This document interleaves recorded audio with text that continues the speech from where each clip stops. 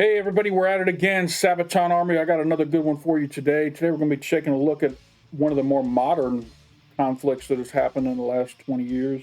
The Panzer Battalion is the song we're going to be taking a look at today. This was requested by Reverend Satan a while back. Finally made it to the top of the list. So we're going to take a peek into this. I've got a fan-made lyric video ready to go. I've got a live version ready to go. And obviously we've got the Sabaton history to tie up the deep dive on the end. So let's jump into it. I'm not going to promote on the front of this one. We'll do it on the back end. So let's jump into Panzer Battalion by Sabaton.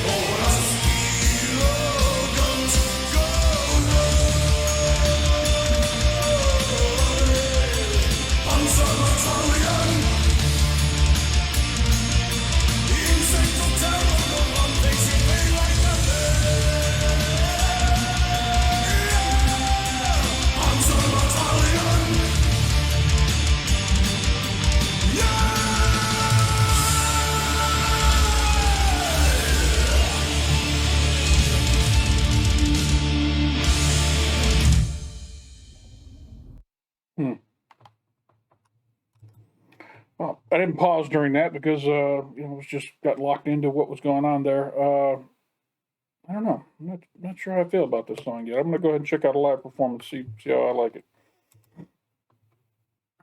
It's I don't know. It's different.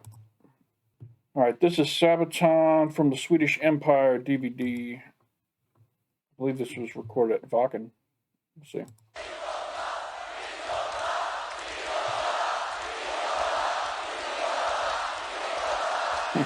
Drink, drink, drink. So, are you ready for a Panzer Battalion?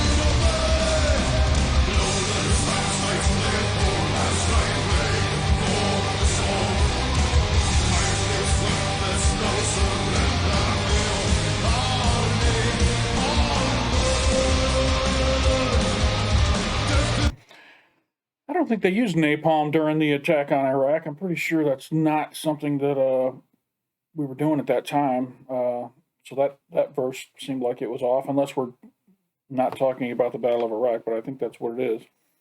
But maybe I'll learn something new in the history lesson. We'll see.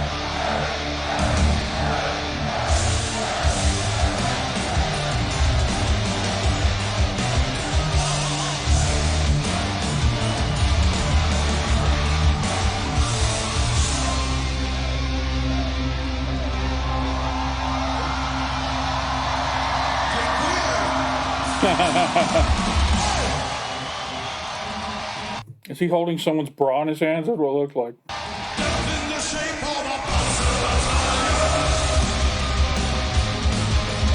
Inside the terror of the blood face your big like a Yeah, this Polish Woodstock concert looked like it was amazing, man. It looks like it was so much fun. This crowd is just perfect. I love it.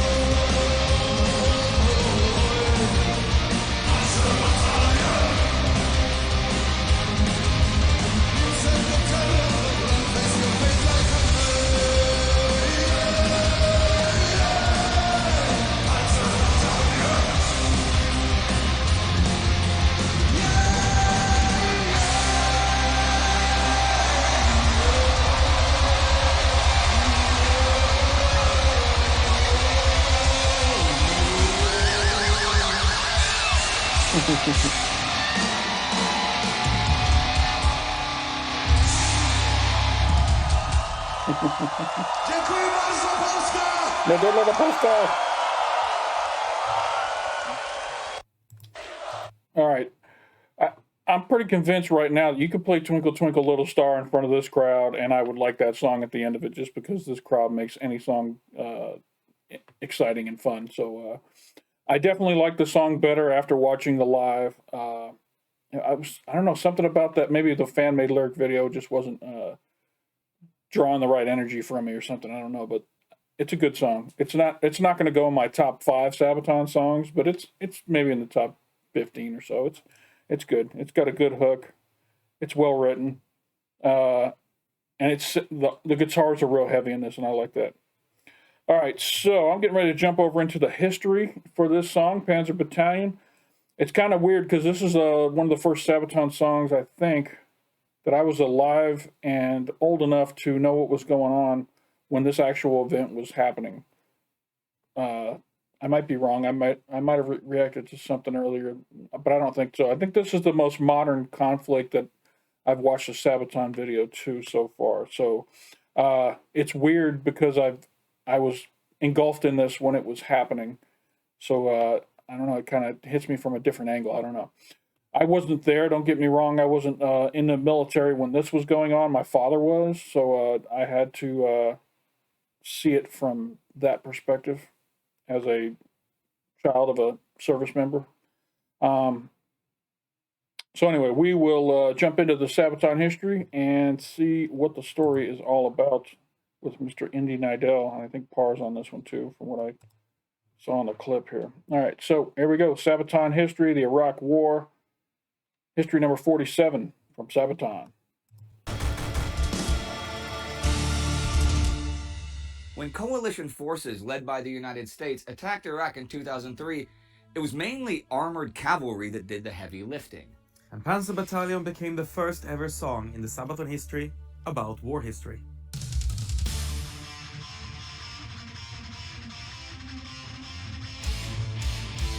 Wait a minute, did he say this was the first song that Sabaton did about war history? So this was like their gateway into this genre that they pretty much spearhead right now? That's very interesting. So I'm guessing at this point in time, before this happened, Sabaton was just a metal band that was playing metal songs that really weren't history related. And then when this song, or when this war happened, they wrote this song and it kind of led them into this genre. That makes this song a little more special to me now that I know that this was the gateway for them coming into this new genre that they dominate here.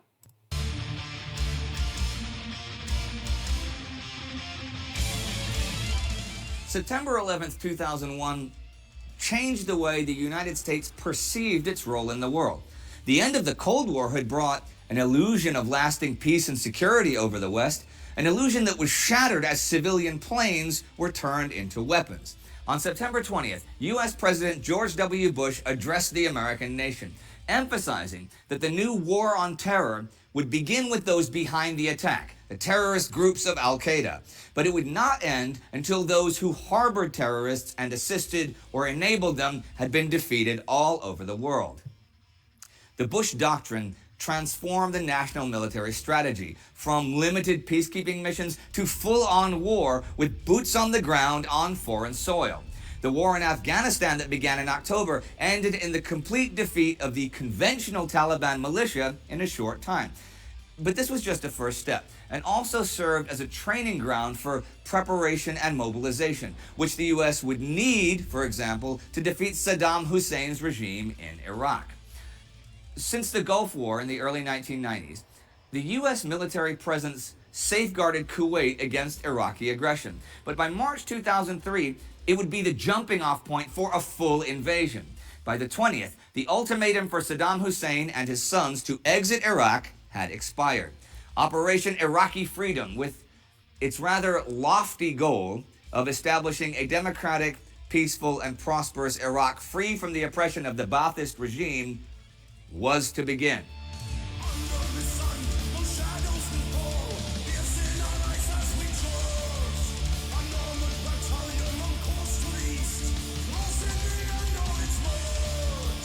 On the 20th, U.S. forces, supported by a coalition contingent from Australia, Great Britain, and Poland, advanced. The ultimate objective was Baghdad. Surprise attacks by Tomahawk missiles to kill Saddam and his high command had failed in the nights before, but this was all just the beginning of a new age of warfare. The classic industrial age had been overturned by the new age of information-based warfare. Battlefields were observed through digital links, and units and missiles were guided by global positioning systems, GPS. This was all something new. First blood was drawn at the Talil Air Base and An Nasiriyah, close to the Euphrates River. Would the Iraqi forces sell themselves dearly with determined and disciplined resistance, or would they surrender and run in the face of overwhelming opposition? Well, Iraqi high command was very much aware that they would stand no chance straight up against American tanks in the open desert. Instead, they had planned for a wide defense in depth with dispersed strongpoints all over the Green Line, which ran straight through the country. The most effective Iraqi defenses were placed along the highways and in the Tigris-Euphrates Valley, which the coalition forces would have to use to advance quickly. Most Iraqi soldiers stood by their colors initially, engaging the invaders with the weapons available to them. But there was only so much they could do with ancient T-62 tanks against modern A-10 Warthogs and bunker-busting battle tanks. And with a minimal air force, they suffered terrible losses the night of shock and awe, March 22nd. The full might of the coalition air force descended on Iraq's command centers, air defense systems, and missile and artillery batteries. All throughout the country, explosions flared from the cruise missiles fired by the warships in the Persian Gulf. The immediate Iraqi response was to fire theater ballistic missiles and surface-to-surface missiles towards the invading force and into Kuwait. However, the air defense net of Patriot batteries from Kuwait to Saudi Arabia and Turkey was worth the money and blew 100% of those missiles straight out of the air before they could do any harm. The coalition was worried, though, about a chemical attack. You may remember one major reason why the U.S. had attacked Iraq was the belief that Iraq possessed weapons of mass destruction. And now, as the regime was on the verge of collapse, it would surely use them, right? The second wild card was the host of irregular forces.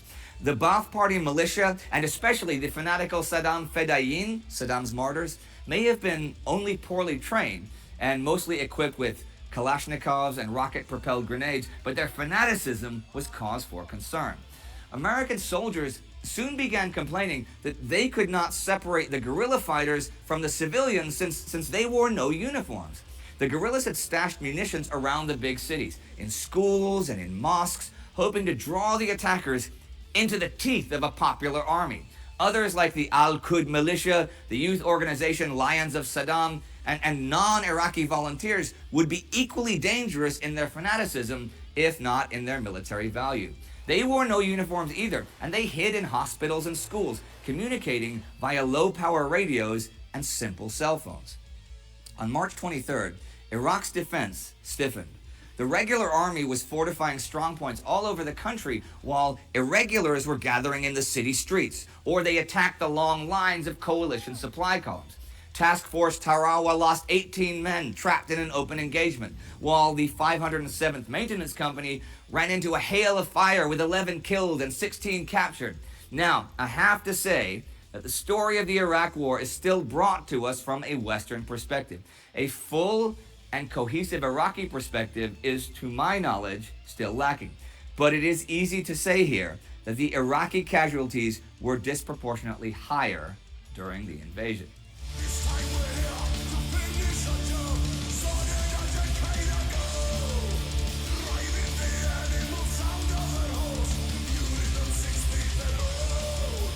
The Americans used their combined arms doctrine to the fullest. It was a systematic approach to envelop cities and strongpoints from both sides, leaving it to airstrikes and attack helicopters to soften up the defenses before the armor engaged. Hunter-killer teams of Bradley and M1 tanks, outfitted with superior fire control and night and thermal vision, fired deadly combinations of sabot and heat shells into enemy armor. Hellfire missiles marked headquarters for F-15 pilots to take out, all while more mobile reconnaissance troops and Humvees continuously pushed on.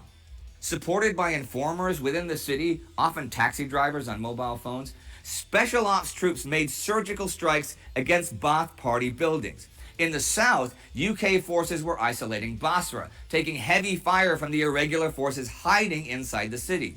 Kurdish Peshmerga forces were operating in the north, trying to draw Iraqi forces away, while special ops were securing key airfields, military facilities, and missile batteries. It became clear, though, that all along the Green Line, they were facing an army that was prepared to fight asymmetrically. Snipers and machine gunners lay in ambush. Mines and explosives were hidden along the roads. Rocket launchers were fired from civilian buildings. Mortar pits and heavy guns mounted on pickup trucks took the advancing columns under fire. Republican death squads forced civilians to fight at gunpoint, forcing them out into the streets where they met certain deaths. There were suicidal attacks with RPGs and trucks against tanks. Even the elite Republican Guard, the proud Nebuchadnezzar, Medea, and Al-Nida divisions, never truly stood a chance. From the 25th to the 29th, the move northward continued. The big cities were isolated until aggressive armored patrols, like the British demonstrated in Basra, could take them from the irregulars. Consuming 2 million gallons of fuel a day, the main bulk of the invasion force continued on towards Baghdad. All in all, a distance comparable to that from the Normandy beaches to the bridges on the Rhine. They established a cordon around Baghdad and prepared for the assault. Again, American high command was unsure how this would play out. Would the civilians cooperate and cheer for the collapse of Saddam's regime? Or would their enemies fight to the last from house to house, intending to inflict as many casualties on the coalition as possible? What was Baghdad a trap or a hollow shell? There was only one way to find out.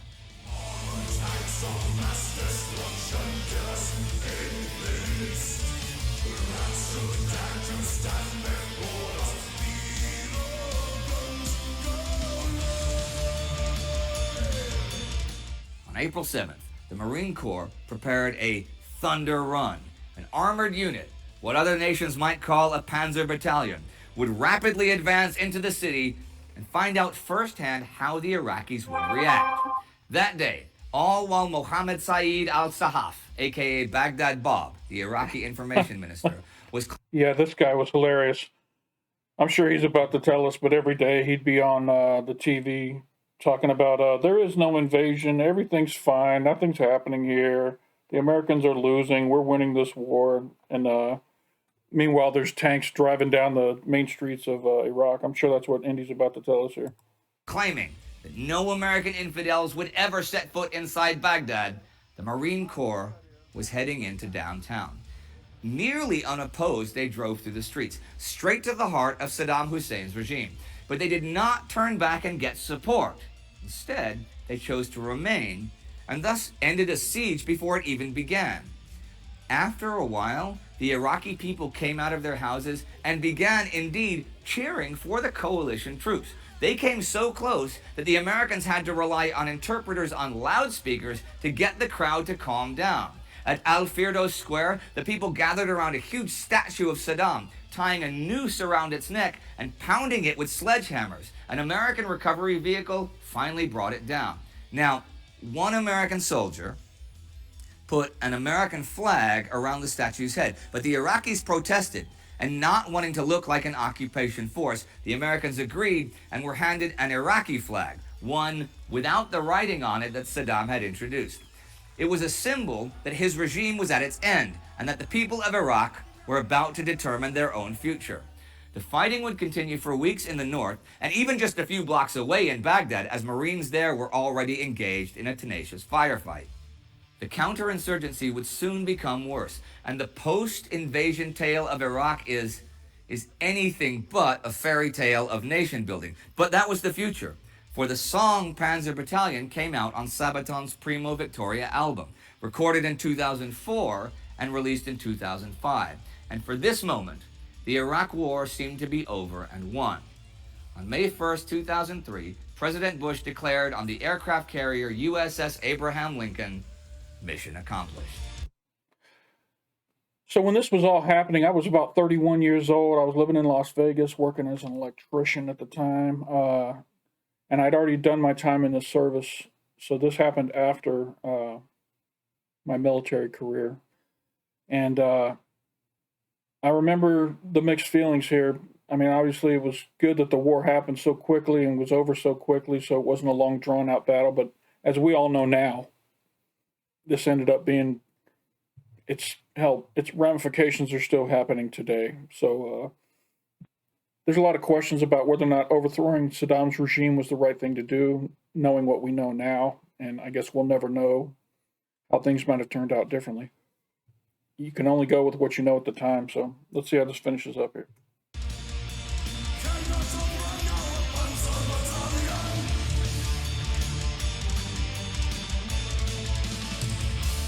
Now, that's really interesting because, you know, everybody who knows you associates you with military history of one way or another.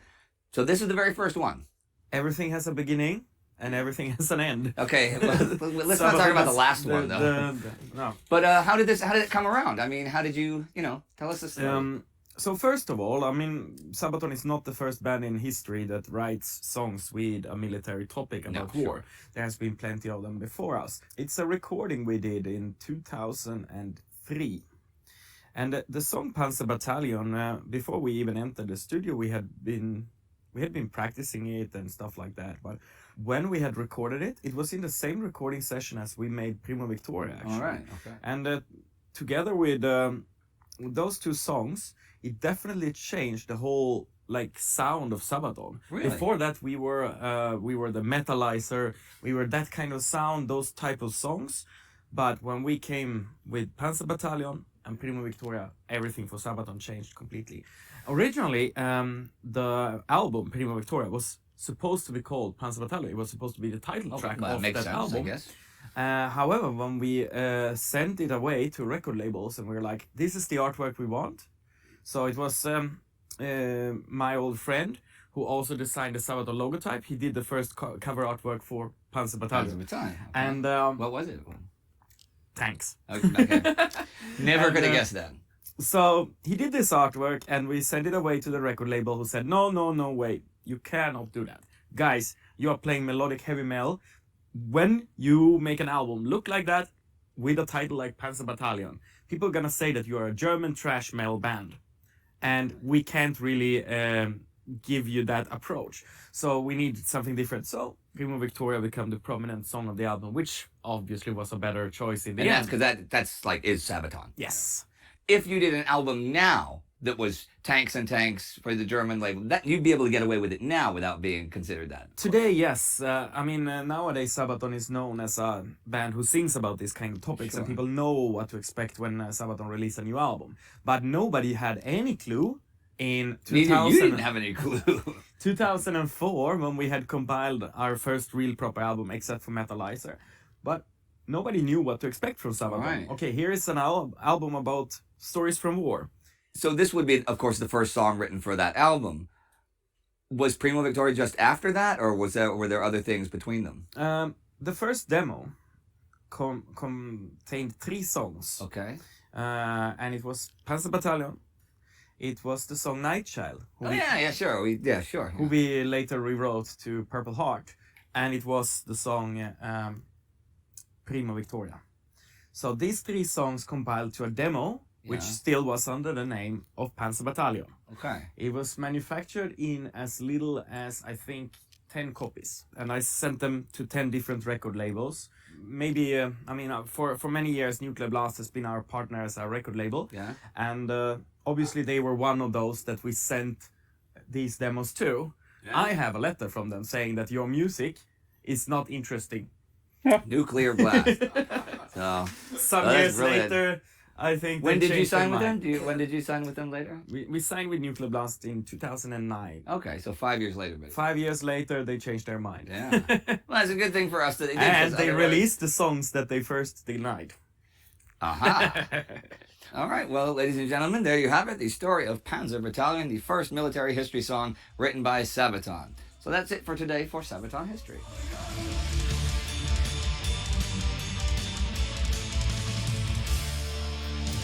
Alright everybody, thanks for watching, and you know the drill.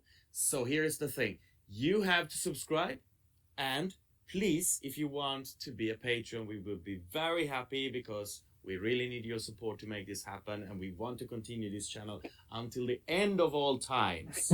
So thank you for everything, and see you next week. Alright. One other thing I remember about the Iraq War was it was really the first war that was televised. Almost live. You could be sitting in your living room in the United States or around the world and be watching what's going on in the war right now. They had TV crews on airplanes while the paratroopers were jumping out, showing live footage. They had news crews in downtown Iraq during the shock and awe campaign, reporting live about what was going on. Matter of fact, I believe some of the commanders in the command center were watching CNN and other news agencies live to kind of get some intel as to how the attacks were going. They were getting reports directly from the news. It was kind of weird. It was the first time that war was real time. I mean, for me, I'd go to work and I'd come home and I'd check in on the war and, see how everything was going over there. And it was really a different time to live in. Scary time, and I'm glad that the actual heavy fighting of it ended pretty quickly. There was lots of rebel resistance fighting that went on for years afterwards that ended up costing probably more lives than in the initial attack. But this was a good song, and the fact that it was Sabaton's first major history related song really makes it special. When I started this video, after I listened to the first go round, I wasn't sure how I felt about this song. After the live, I felt a little better about it. And now that I know the history behind the song, I like this song. I think I'd move it up now to maybe in the top 10. So that's why we do these deep dives, because sometimes it's important to know the stories behind these songs in order to appreciate them more. So, and we've proven that today. Anyway, that's all I got for this video. If you guys like this video, give me a like down below. It helps me out a lot. Doesn't cost you anything. It's just a click.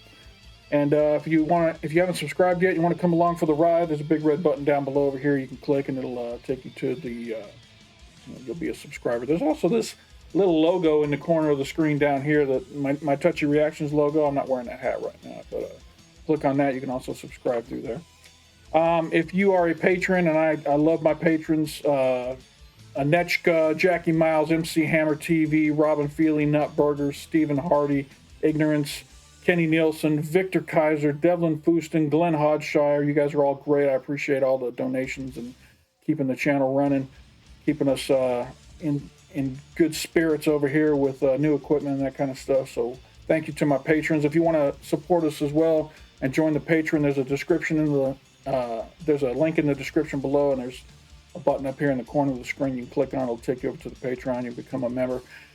By the time you see this video, I'll have 3 weeks worth of videos ahead of YouTube available for patrons who are come in at the lowest level tier. It's only $1 a month for the low level tier, and it gets you early access to all the videos that haven't been uploaded to YouTube yet. So if you want to join the Patreon, I appreciate it very much. It helps the channel, and you'll get some early access to all this stuff. You can see all the Sabaton stuff I'm working on that hasn't been released yet. So for all of you that made it this long into the recording, thank you very much. I appreciate you sticking in there, and that's going to wrap it up for this video. So hey, appreciate you stopping by, and don't forget to come on back.